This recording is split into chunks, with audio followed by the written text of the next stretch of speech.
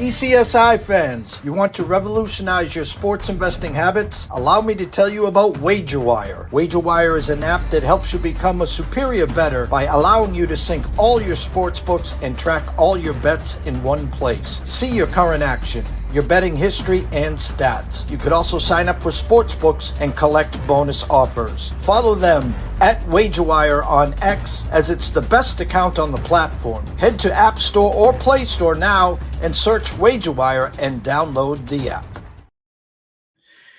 Good afternoon, sports fans from all around the globe. I am the host, Jeff Dawson, East Coast Sports Investors, and this is the special edition, the 150th Run for the Roses Kentucky Derby with Sean Alvarez. It's that time of year where Mr. Alvarez makes his season debut for 2024. We couldn't be more excited to have you here, Sean. Welcome back. Oh, I appreciate it, Jeff. Like I've said in years past, it's always good chatting with you and getting able to break down some horse races. Well, it's the Run for the Roses. Once the clock strikes May 1st, it's the first Saturday of every year. This year, a special edition, obviously the 150th running of the Kentucky Derby. But let's backtrack. Let's lead up to some of the prep races and what got these horses here. What are your eyes seeing? Some of the prep races leading up to the Kentucky Derby. Yeah, I mean, it kind of dates back even to last year. These Kentucky Derby prep races.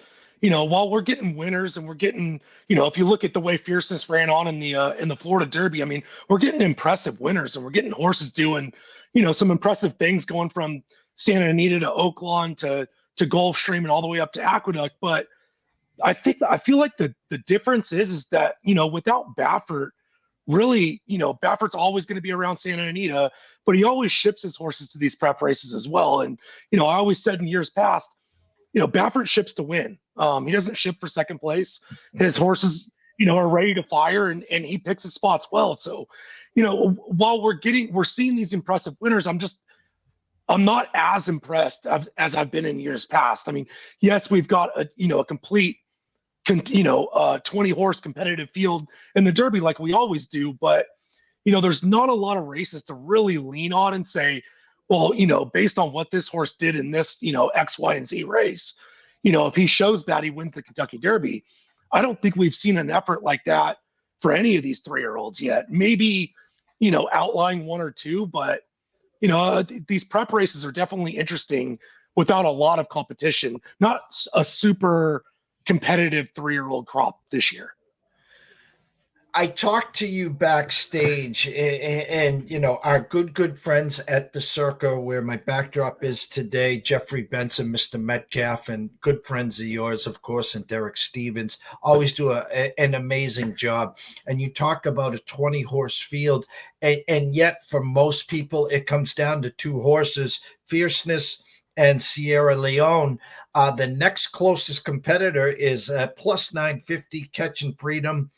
Forever Young at plus 1150, Just a Touch plus 1600, Honor Marie at plus 1800.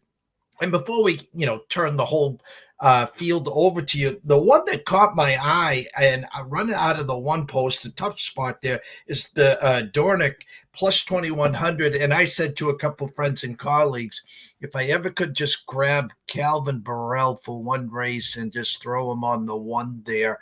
But again, we've seen 80-1s win this.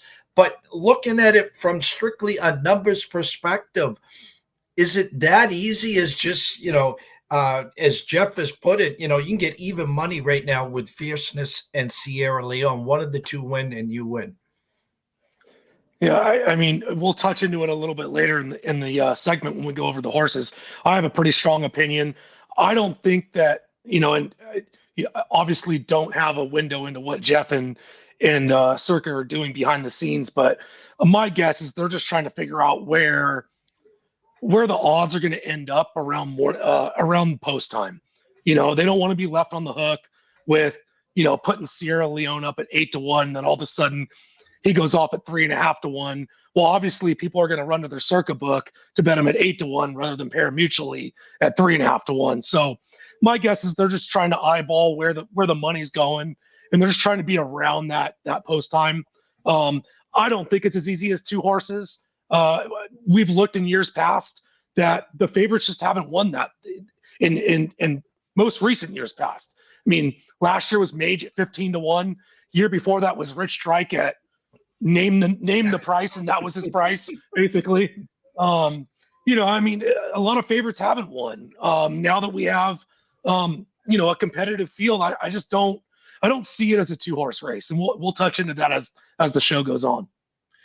Well, Noah, and by the way, I didn't introduce and thank Noah Frank, our producer and our co-star of this show as well.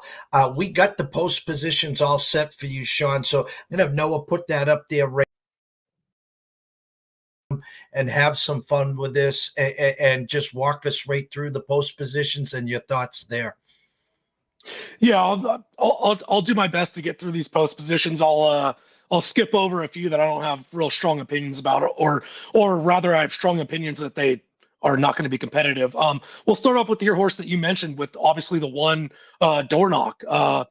If you look at his 5 races going into his Bluegrass race, which is his most recent start, he's been on and setting the pace in all of them, except for maybe his first 2 where he was a little bit slow out of the gates. But this horse wants to be on or at least part of the lead. If you look back at his Bluegrass race, he was outside the one hole that absolutely was a shot out of a cannon, hit the lead and just wasn't able to pass the horse, got stuck on the rail. And if you watch his head in that race, he wanted nothing to do with it. He was looking for ways out. There was no way out. It was just, he looked like he just didn't enjoy that race one bit. So, you got 19 horses to his outside. Luis Saez is a very, very aggressive a quarter horse, this horse out of the gate. And, obviously depending on the pace and what we see as far as the fractions go, he may be good enough. But I do think that there's going to be other horses that are going to threaten him for the lead. We skip down to, the second choice, Sierra Leone at 3 to 1. Everybody is saying this horse is going to come flying, but as I watch this horse's replays, he doesn't seem to come home flying. He looks like he doesn't look like, if you look at the his times coming home, he's not flying home. He's coming home less slow than the other horses, if that makes sense. Everybody's backing up, and he just happens to be not backing up as much.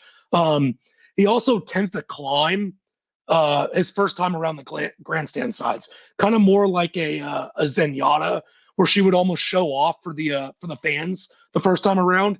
He just seems to be lifting and climbing each time, and I don't know if that's taking energy out of him or whatnot. But he's going to have possibly 19 horses to pass coming home. He's going to have a lot of traffic to deal with, and I just don't know that his turn of foot is good enough especially to warrant that short of a price. Mystic Dan, that's going to be more of a weather play. Everybody says this horse loves the slop. He may love the slop. I don't necessarily know that his Southwest race at Oaklawn was that impressive. Outside of other horses weren't really running that well. He did run on for an 8-length lead for the win, but even if it comes down sloppy, I don't necessarily know that you upgrade this horse that much. Going down to the number 4, Catching Freedom at 8 to 1. This is a horse I really like. In his last race in the Louisiana Derby, it was Flavian Pratt's first time on. If you've watched shows previously, I love the way Flavian rides horses. He gets them to settle in a very comfortable position and tends to get the most out of them. Whether that be on the lead, whether that be a closer, whether that be kind of more of a stalking pace, but he's a really good horseman. And if I'm betting on a jockey, it's most likely him. What I like most about that race in the Louisiana Derby is in previous races, Catching Freedom didn't seem to change leads all that, I would say, effortlessly. He, was shifting around a little bit, trying to switch leads. The jockey's trying to get him to switch leads. I don't know if it was a Brad Cox thing, whether it was a Flavian Pratt thing. For whatever reason it was, it worked in the Louisiana Derby. He switched leads effortlessly, and that really influenced his turn of foot. He won by a length, but it was geared down. He could have won by 3 or 4 if he really wanted to. I think it's definitely a horse that you need to include. The number 5 Catalytic at 30-1. I don't really have much to say. The horse doesn't really have a lot of consistent running styles that I can lean on. And I really don't love the Florida Derby. And I'll talk about that later on. But all he did was run behind Fierceness while nobody else was making any moves. I don't think that 90 buyer is really that telling on what Catalytic can do. For me, that horse is a toss. Kind of the same way with Just Steel. While I do believe he's a little bit more talented than Catalytic, I don't love the trip that he's going to get. The trip that he's going to get is more of a stalking pace. It's probably around what Fierceness is going to get, and he's just nowhere near as talented as Fierceness, or even a couple other ones that he's going to get that similar trip with. I believe it's Keith Asmussen's first Kentucky Derby race, which is also, I'm not saying to throw somebody out because it's their first ride in the Kentucky Derby, but it's kind of telling that D. Wayne Lucas uses him rather than his dad, Steve Asmussen. I'm not pointing any fingers, but it definitely is a telltale sign to me. Honor Marie is definitely a little bit interesting. Again, another one that's going to come from the back. What I like about this horse's race is not necessarily the best race that he's run, which was with that Louisiana Derby, to just not be able to run down Catching Freedom. But the 3 races prior to that, he was actually closing into soft fractions. I think he's going to get quicker fractions to run into. And, I talk to any horse player that's out there. If you want a closer and you tell them that it's going to be slow fractions up top, they probably don't like that horse anymore. So the fact that he was able to close into those soft fractions, probably going to get better fractions to run into. This is a horse that's interesting underneath. Definitely not going to make my, exacted ticket. I don't think he's good enough to run in the top 2. But if you're looking for a trifecta or superfecta horse to include at this horse is 20-1 morning line, probably going to get a better price after that. Jeff, you talked about the Circa odds and just a touch going up to 16-1. That's really interesting to me. And Jeff or Benson and Circa may know a little bit more than I will, but there's a lot of people that I respect within the industry as far as horse players go that really like Just a Touch. So if this horse is around 16-1, let's be real, this horse is going to be on my ticket. I'm not getting beat by, I wouldn't call it a wise guy horse, but people I respect that really like this horse, I'm not going to get beat by him. He is going to run that similar trip to Fierceness and I believe it was Just Steel that I talked about earlier. He wants to sit kind of off the pace in a little bit of a stalking position, get that first run. But from what I'm hearing, he's working out really well. He looks good.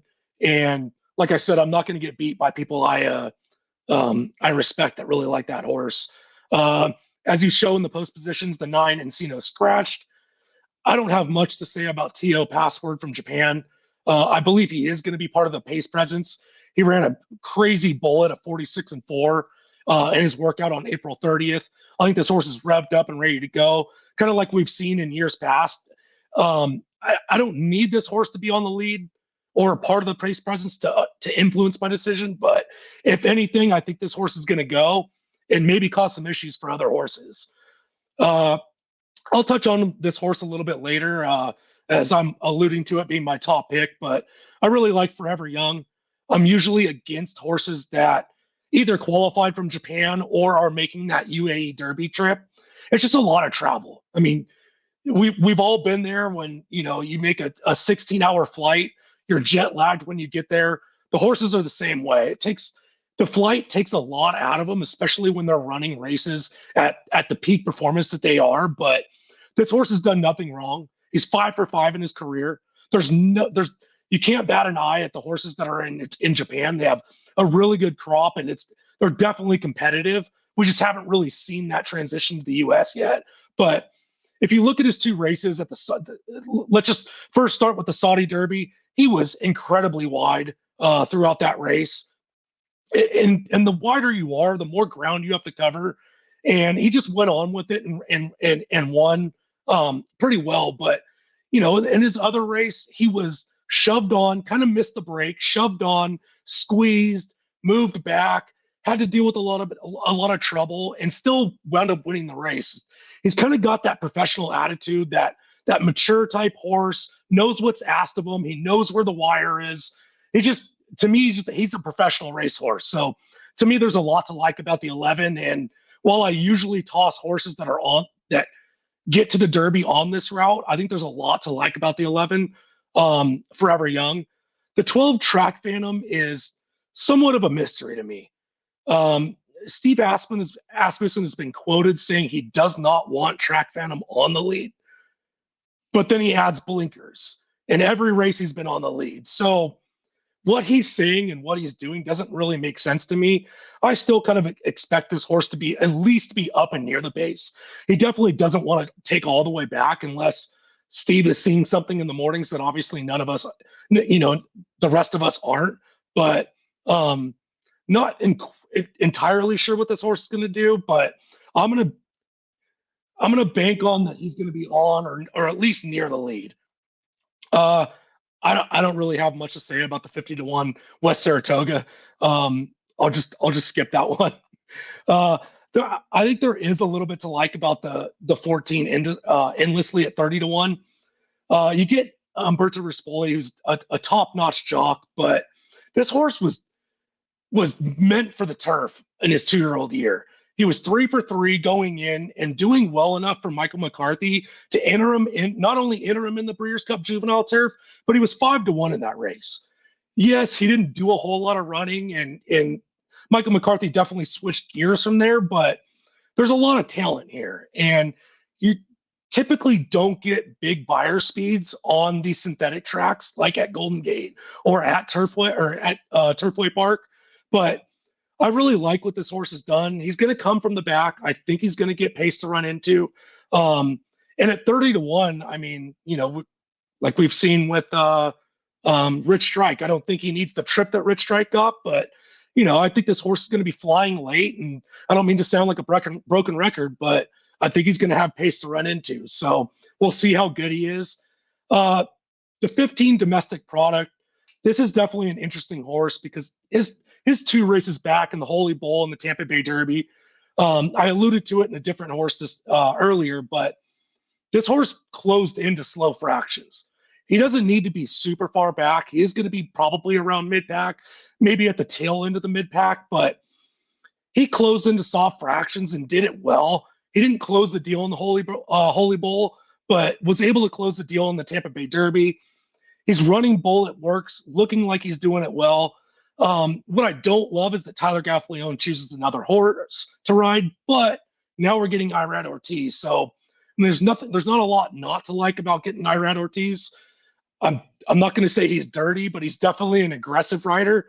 And in a 19-horse field, sometimes you got to make your own trip and find a hole that maybe you don't think is there. So we'll see how good he is on Saturday. But we've talked about it before.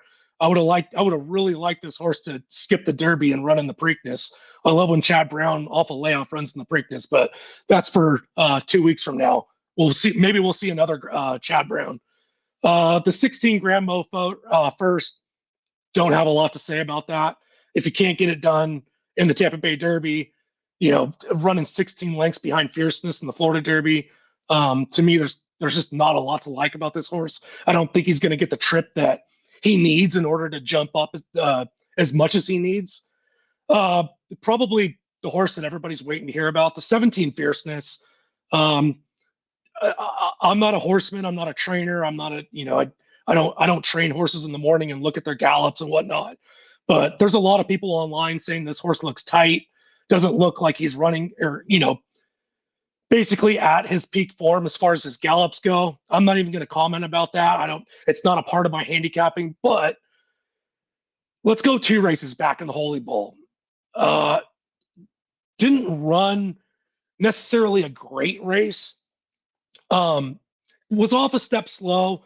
Didn't necessarily get the race that he wanted to run. I don't know why the track is saying it's fast. It looked like it was sloppy to me. That's the way I kind of handicapped it. I'm sorry. Whoops, wrong race. Scratch that. Sorry. Anyways, all right. So in the Grade 3 Holy Bull, he was the 1-5 favorite. Not really going up against much in that race. One of them was the domestic product that I just said don't necessarily like. Like I said, he was off a step slow. He didn't get that forward placed run that he normally likes to run with, and just didn't do much running. Then we jump back to the Florida Derby that everybody's talking about and why everybody's impressed with Fierceness. But let's look at how that race was run. He jumped out ahead. He had a length and a half lead, which, he was basically going between a length and a half lead the whole time, which for a horse and not being eyeballed while you're on the lead, they're generally doing it a lot more comfortably than they normally would be. It's more of a workout for them. And then you look at the fractions. He went 47-5, 111-3, but he was doing it all his own way. There wasn't much in that race. I told you I don't like Grammo the first. I don't like Catalytic. They were the ones that ran second and third in that race. Yes, he went on with it and ran away by 13 lengths, but that is definitely not the trip that he's going to get in this race. He's not going to set the lead. We talked about Dornick and the way that Luis Saez is going to shove him from the gate. So the real question is, can he run back to his Breeders' Cup Juvenile race, which to me was his best race of his career so far? He sat off the lead and he was able to put away Muth, who was the favorite in that race, who we talked about it with the Baffert thing. Muth would be in this race if Baffert wasn't suspended. So Muth is definitely a horse that is impressive to put away. But at that time, Fierceness was 16-1. The other horse that was on the lead, I believe, was 18-1. I don't believe that the jock on Muth really was worried about Fierceness. I don't think he thought he was going to run away with it. So to me, was it that impressive, or was the jock on Muth overly confident that I know I've seen it numerous times on horses that I've bet on that I thought my jock was too confident and lost the race. But if he runs back to this race, he probably runs away with this race. But that's a big if. I don't think he's going to replicate what he did in the Florida Derby, simply because he's not going to get the trip like that. Marco kind of alluded to it in our Wager Talk show last night with the scratch of Encino. Now that the 21 Epic Ride is in, before that, all the speed was to Fierceness's inside. There was nobody outside that can really outbreak him. So he kind of had it his own way in order to get that stalking trip. Now, I don't know that that's a foregone conclusion. I think Epic Ride may be able to at least force the issue, if not clear Fierceness. And then we're really going to see how good he is. So, to me, this horse, Fierceness is either going to run away with it, or he may finish off the board just based on the fact that he just hates the trip. Jump down one more. Sorry for babbling about the favorite that nobody wants to hear about. The 18 Stronghold. To me, this is an interesting one. It may be my bias towards Southern California racing, but for me, you can't bat an eye on what Phil D'Amato's doing, especially this year. He's winning on the turf. He's winning on the dirt. He's winning off of layoffs. He's winning first time out. He's just having a really good year. And Antonio Fresu's the exact same way. The jockey that's going to ride this horse, he's winning all over the place at Santa Anita. He's doing it on the front. He's doing it from the back, coming from the back. So, as far as the human connections, there's a lot to like about. But again, I always talk about the pace makes the race. I think this is going to be a fast pace based on kind of what I just talked about, especially with Epic Ride coming from the outside and hopefully forcing the issue. But this horse kind of makes his own trip. He can be near the lead. He can come from the back. And as far as his workouts are going, to me, it looks like he's trying to kick the stall barn doors down. This horse wants to run. He's running bullet fractions. They flew him out to Churchill. He ran a 59-4 and looked like he did it well. Again, I'm not a trainer, but to me, he looked like he was doing it well, and not a horse I'm gonna let beat me at 20-1. The 19 Resilience, I just don't like the trip that he's going to get. He's going to get a very similar trip to Fierceness. He may be a little bit further back from him, but as far as like the information that I'm hearing from people that are boots on the ground at Churchill, this horse is just working really well and looks like he just wants to run. I don't have a lot to say because I don't think he's good enough based on the trip, but like I said, I'm not a trainer. If other people that I respect are saying, that they really like the way this horse is moving over the Churchill Downs main track, I'm not going to let this horse beat me, especially at a big price. The 20 Society, man. Hopefully our outtakes at Wager Talk will get posted, because I don't have a lot to say. I wasn't prepared to even talk about this horse, but Joe Ranieri asked me about this 20 Society, man, and we had to cut because that was definitely not on the outline. The 21 Epic Ride, I don't have much to say other than this horse needs to be in touch with the leaders. And to me, that affects one horse and one horse only, and that's Fierceness, coming from the 17 on the inside. Coming from that, I mean, this horse is the 21 number, but he's going to come from the 20 post or the 20 stall. Fierceness just 3 stalls to his inside. I think he forces the issue, and for me, I hope he does, because I don't really want to see a favorite win this race. So for me, it's a pace presence, not a win presence, or even on my ticket. But that's the field based on how it is right now. Well, obviously, I'm jumping back in here. You need a breather. You can call the timeout here. If we could have gone to a sponsor and a commercial break, maybe hopefully next race we'll go to a commercial break. I mean, you just broke down the field here. 20 horses, the biggest stage, the biggest race of the year. Now you add, as I'm listening, you got these 3-year-olds here that a lot of these horses are not accustomed to getting dirt in their face. Now you add the weather factor here. So you got the, post odds here. We know they're going to move obviously through the next couple days here. So take us through before we ask you, for your potential winner and exactor, et cetera, et cetera, et cetera.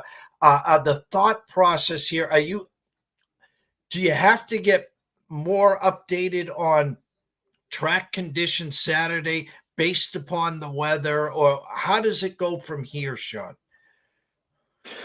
Yeah, I mean, from what I'm seeing, I'm seeing a lot of conflicting reports. I think a lot of people think it's going to be a wet track. For anybody that's listening, that's on Twitter, I think the best resource or tip that I can give you is go follow at G1 Handicapping on Twitter. He's actually a meteor. He runs radar reports for his normal job, but he's also a horse racing handicapper. So to me, that's the number one. I don't go to weather.com. I don't go to my phone. I usually text Marshall or go to his Twitter page and figure out what's going on. But from what he's saying, there's going to be very minimal rain on Saturday, but it's going to rain on Friday.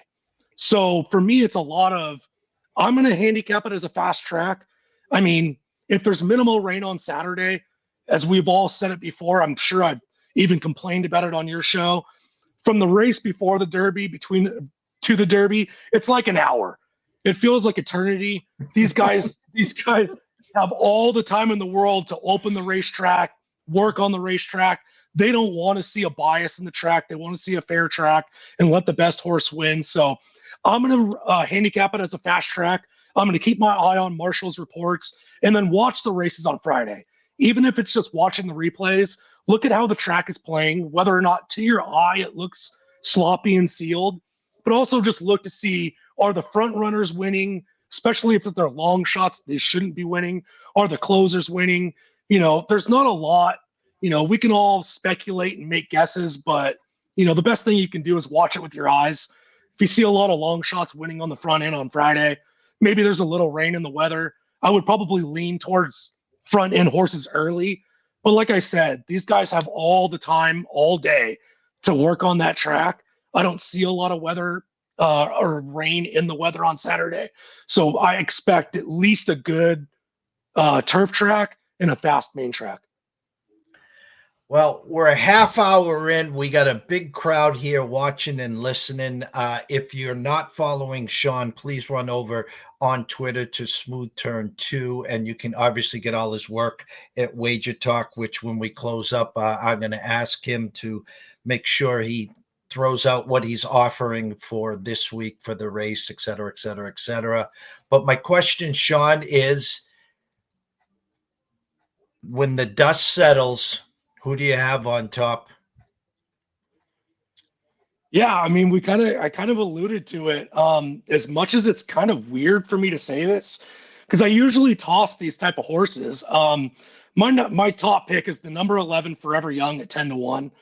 I just love how professional he is. I like a horse that knows where the wire is, knows what's asked about him. Horses in general are herd pack animals, but based on just how they're born and what their mindset is meant to, kind of from the get-go is run together and run in herds. So in horse racing, we call those hangers. They just, as soon as they get to the lead, they just want to hang and run with this horse, that horse. This is not that type of horse. He's split rivals in a very tight field. Horses generally don't like to split. They want to go around. If you go around 19 horses in the Kentucky Derby, you're probably going to be in Churchill Downs' parking lot. I just like the way this horse digs in and shows, I mean, it would be like if me or you, just put a mindset into the horse. We want to win. We want to go through this hole. Don't shy away. That's what this horse tends to do. He doesn't need to be on the front end. He doesn't need to be in the back. He kind of makes his own trip, which, again, with a 19 horse field, you don't always get what you want. You don't always get the perfect trip. Most horses are going to have to overcome something. So the fact that he can make his own trip, he has overcome things in his last two starts. I really like this horse. Again, I don't mean to like I said, be a broken record, but I'm not a horse, trainer or whatnot. But from what I'm hearing, the horse just looks really well on the Churchill Downs track. So again, a lot to like. Doesn't seem like much is coming out of him. So that would be my top pick. And what you've done so successfully here for everyone watching and listening in the past 2 years is you put together an exacta. Do you have an exacta for all the listeners? I mean, I'm not going to come on the show and not give you an exacta, right, Jeff? you know that whether I was ready for it or not, I was. You wake up in the morning getting ready to be on with Jeff Dawson. You got to fire an exacta. So I'm going to get a little weird with this one. I'm going to spend a little bit more than I usually do, but my big thing is I don't like Sierra Leone. I do think that he can round out maybe the trifecta or super, but for me, my money is going against him just completely missing the board. I talked about Catching Freedom. I really like the 4, so we're going to start with the 4. I'm not getting beat by the 8 that everybody likes. I love the 11, so we're going to go 4, 8, 11, 17 on top, and we're going to go 4, 8, 11, 14, 17, and 18, where I'm adding 2 prices that I like underneath. So I really hope that Fierceness doesn't win. I actually hope that he misses the board because I like a lot of prices. Spending $20 for that $1 exacta, but again, we're not including the second choice, and I'm not getting beat by Fierceness, but I'm hoping Fierceness doesn't win, and this thing's going to pay out probably similar to what we saw last year with Mage at, I think it was $165 for $1 last year. And we did, you did give out Mage last year as the winner and the horse on top. So if I read this correctly, 11 Forever Young, your choice on top currently right now at 10-1. And for a $20 swing, or as we like to say in the horse racing, a $1 exacta, 4, 8, 11, 17 on top with 4, 8, 11, 14, 17, 18 for second, correct? Correct. All right. We can't thank you enough. Obviously, we know you're a very, very busy man this time of year. We will be back, hopefully same time, same bat station in 2 weeks, talking about Forever Young and in its quest to win a Triple Crown as they go to the shortest of the 3 at the Preakness. But like I says, go follow Sean at Smooth Turn 2 on on Twitter, but you're working now for WagerTalk. We're catching your shows. You're doing a hell of a job there. So as I always close out all the shows here, don't be shy here. Tell them what you got at WagerTalk and what you're offering, Sean. I love that. But first off, I appreciate the kind words. Thank you so much. And I love that you say, don't be shy, because I'm probably the worst self-promoter there is. Just got word that I'm going to be on WagerTalk today, tomorrow at 9 a.m. Pacific time. So catch me there. I'll be talking about the Derby a little bit more if you're not already sick of me bumbling for the last 30 minutes about this one race. But over at wagertalk.com, I do have a Kentucky Derby package. It is not just the Kentucky Derby. It's the entire card. Right now, it's up for $29. Don't wait for Saturday. It will be up $10 more on Saturday, the day of. So go over and get my package. Right now, it's a pre-sale. I'm still working on it. I don't phone my picks in. I got a lot of work to do. Want to make sure that giving out the best picks possible for anybody that buys the package. So head over there, grab the package. I will update it. You will get emails with each update all the way up until the morning of based on scratches. Lastly, there are races tomorrow. Is there any race, or I'm not trying to give away your card or anything. Is there a horse or something tomorrow that someone wants to whet their appetite just to keep an eye on? Is there a horse that you're eyeing?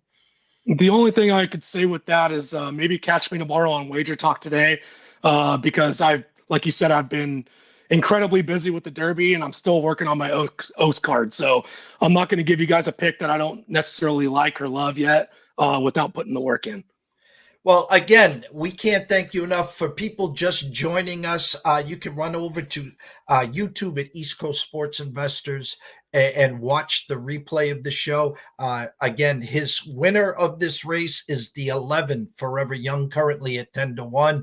And he put together a nice $1 exacta that will cost you $20. 4, 8, 11, 17 up top, with the 4, 8, 11, 14, 17, 18 in the back. So, Sean, as always, we can't thank you enough. Go follow Sean at Smooth Turn 2. Make sure you catch him on WagerTalk.